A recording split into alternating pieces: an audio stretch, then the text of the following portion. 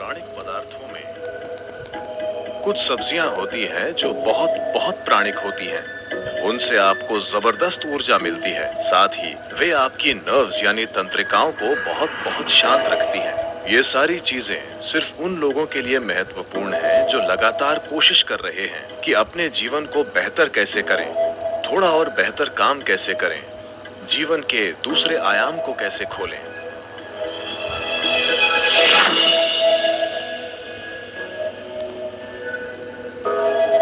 योगिक संस्कृति में हम भोजन को 3 वर्गों में बांटते हैं: पॉजिटिव प्राणिक भोजन, नेगेटिव प्राणिक भोजन और जीरो प्राणिक भोजन।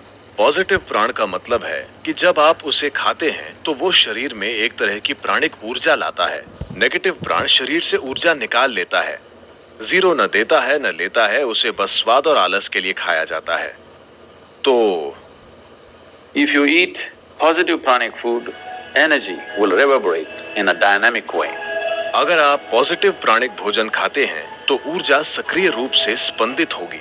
खासकर कुछ चीजें जो बहुत ज्यादा पॉजिटिव हैं, उनमें से एक है सफेद कद्दू। सफेद कद्दू बहुत ज्यादा पॉजिटिव है। आप मेरे ख्याल से इन दिनों आप सिर्फ उसे अपने घर के सामने लटकाते हैं या सड़क के 3 कोनों पर तोड़कर भैंस को दे देते हैं, लेकिन आप उसे नहीं खाते।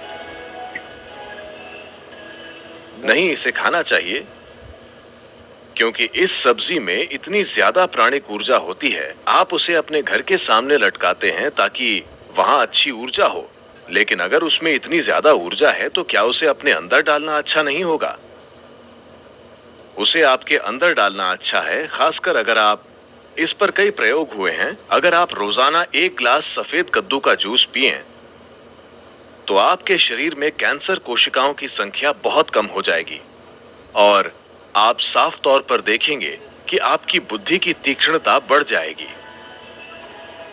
खासकर बच्चों को सफेद कद्दू का जूस जरूर पीना चाहिए। रोज सफेद कद्दू खाने से आप साफ साफ देखेंगे कि आपका दिमाग बहुत स्पष्ट और तेज हो गया है। कुछ हफ्तों तक सफेद कद्दू का सेवन करने से ही यह दिखने लगेगा। आप देखेंगे कि सुबह आप कॉफी पीते हैं, वो आपको चिड़चिड़ाहट के साथ ऊर्जा देता है।